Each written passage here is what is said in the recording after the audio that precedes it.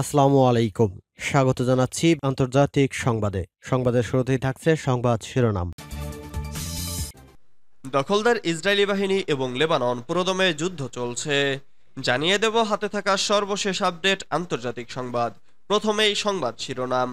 ইসরায়েলের সামরিক অবস্থানগুলোতে হিজবুল্লাহর ব্যাপক হামলা।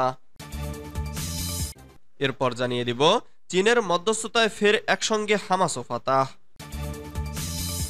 এদিকে নির্বাচন থেকে সরে দাঁড়ানোর কারণ জানালেন বাইডেন।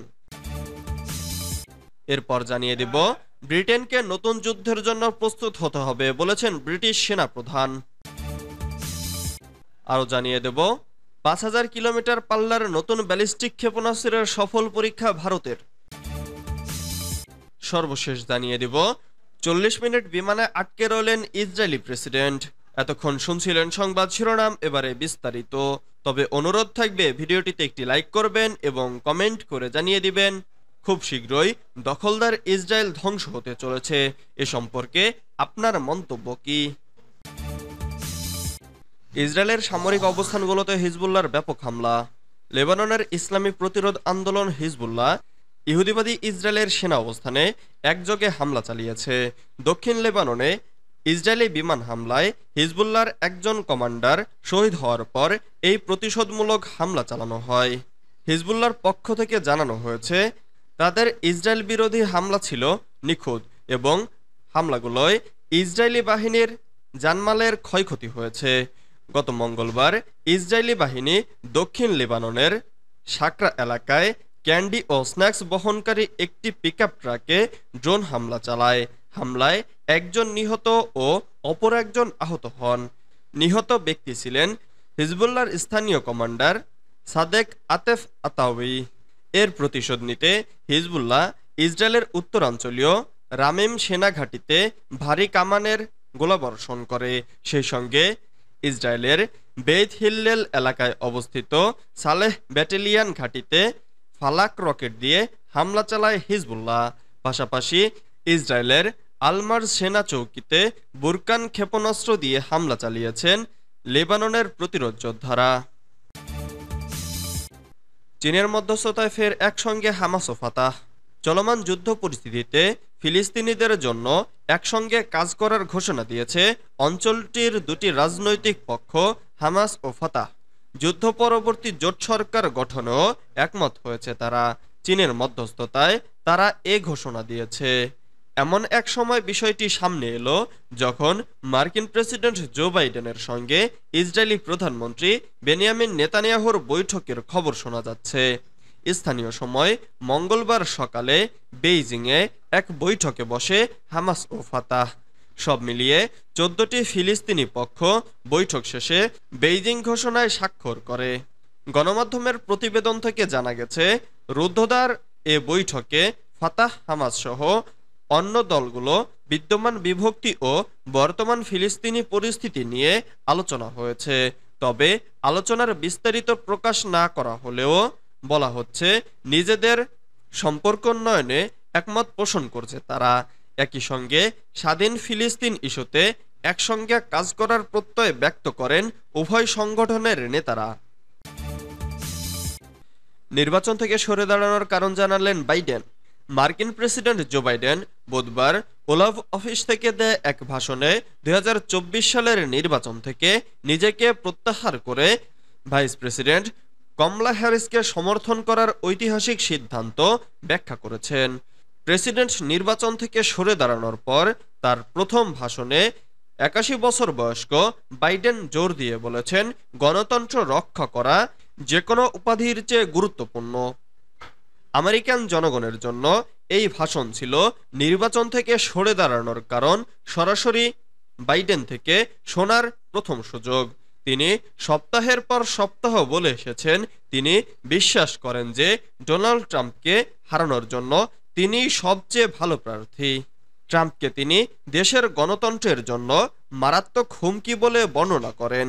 প্রেসিডেন্ট হিসেবে তার একমাত্র মেয়াদ ইতিহাস কিভাবে মূল্যায়ন করবে সেটা ঠিক করার সুযোগ এই ভাষণ বাইডেনকেও দেয়। আমাদের গণতন্ত্র রক্ষার পথে কোনো কিছুই আসতে পারে না এবং ব্যক্তিগত অভিলাষও না। ব্রিটেনকে নতুন যুদ্ধের জন্য প্রস্তুত হতে হবে বলেছেন ব্রিটিশ সেনাপ্রধান। ব্রিটেনকে অবশ্যই আগামী ৩ বছরের মধ্যেই যুদ্ধের জন্য প্রস্তুত হতে হবে বলে জানিয়েছেন ব্রিটিশ সেনাপ্রধান জেনারেল স্যার রোনাল্ড ওয়াকার। বিশ্বজুড়ে ক্রমবর্ধমান হুমকির বিষয়ে সতর্ক করে মঙ্গলবার এক বক্তৃতায় একথা বলেন ব্রিটিশ সেনাপ্রধান। ব্রিটিশ সেনাপ্রধান বলেছেন, আগামী বছরগুলোতে যুক্তরাজ্য একটি বিপদের সম্মুখীন হতে পারে। এটি কিভাবে হবে তা বিবেচ্য নয়, তবে আমি মনে করি রাশিয়া আমাদের জন্য খুব বিপজ্জনক এবং ইউক্রেনকে সহায়তা করার জন্য আমরা যা করেছি তার জন্য কিছুটা প্রতিশোধ নিতে চাইবে। শুধু রাশিয়া নয়, চীন তাইওয়ান যুদ্ধের ঘটনা তুলে ধরে সে বিষয়েও সতর্ক করেছেন ব্রিটিশ সেনাপ্রধান। তিনি বলেছেন, চীন তাইওয়ানকে পুনরুদ্ধার করতে চায়। অন্যদিকে পারমাণবিক অস্ত্র তৈরি করছে ইরান। আগামী ৩ বছরের মধ্যে এই দেশগুলো অস্ত্র ও প্রযুক্তি ভাগ করে একটি পারস্পরিক লেনদেন সম্পর্ক মজবুত করতে পারে বলে ধারণা করছেন ব্রিটিশ সেনাপ্রধান। ৫,০০০ কিলোমিটার পাল্লার নতুন ব্যালিস্টিক ক্ষেপণাস্ত্রের সফল পরীক্ষা ভারতের। দেশীয় প্রযুক্তিতে তৈরি ৫,০০০ কিলোমিটার পাল্লার ব্যালিস্টিক ক্ষেপণাস্ত্র প্রতিরোধকারী ক্ষেপণাস্ত্রের সফল ফ্লাইট পরীক্ষা করল ভারতীয় প্রতিরক্ষা গবেষণা ও উন্নয়ন সংস্থা। বুধবার ভারতীয় প্রতিরক্ষা মন্ত্রণালয়ের সূত্র উদ্ধৃত করে সংবাদ সংস্থা পিটিআই এর তরফে এ খবর জানানো হয়েছে। ওড়িশার চাঁদিপুরের আইটিআর থেকে নতুন ক্ষেপণাস্ত্রটির সফল পরীক্ষা করা হয়েছে বলে জানিয়েছে প্রতিরক্ষা মন্ত্রণালয়। ভারতের প্রতিরক্ষা মন্ত্রী রাজনাথ সিং সফল ফ্লাইট পরীক্ষার জন্য ডিআরডিওর বিজ্ঞানীদের শুভেচ্ছা জানিয়েছেন। ডিআরডিও সূত্রের খবর, শত্রুর ক্ষেপণাস্ত্র হামলা প্রতিরোধে কার্যকরী হবে এই নতুন ব্যালিস্টিক ক্ষেপণাস্ত্র। ভারতীয় সেনাবাহিনীর নতুন স্ট্র্যাটেজিক ফোর্স কমান্ড এর তত্ত্বাবধানে আগেই এই ক্ষেপণাস্ত্রের ব্যবহারিক কৌশল ও লক্ষ্যভেদের সক্ষমতার প্রাথমিক পরীক্ষা হয়েছে। বুধবার হলো দ্বিতীয় দফার পরীক্ষা। ৪০ মিনিট বিমানে আটকে রইলেন ইসরায়েলি প্রেসিডেন্ট। ফ্রান্সের প্যারিসের বিমানবন্দরে নিরাপত্তা শঙ্কায় বিমানের ভেতরে প্রায় ৪০ মিনিট আটকে ছিলেন ইসরায়েলি প্রেসিডেন্ট আইজাক হেরজগ। নিরাপত্তা শঙ্কা কেটে যাওয়ার পর বিমান থেকে নেমে আসেন তিনি। খবর টাইমস অব ইসরায়েলের। এ ঘটনার ব্যাপারে বিস্তারিত কিছু না জানিয়ে ইসরায়েলি প্রেসিডেন্টের এক মুখপাত্র বলেছেন, প্রেসিডেন্ট এবং তার বহর বিমান থেকে নেমেছেন এবং নির্দিষ্ট সূচি অনুযায়ী নিজেদের কার্যক্রম শুরু করেছেন।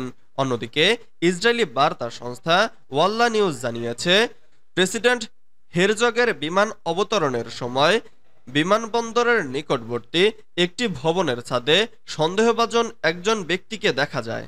তৎক্ষণাৎ প্রেসিডেন্টকে বিমান থেকে নামতে নিষেধ করা হয়।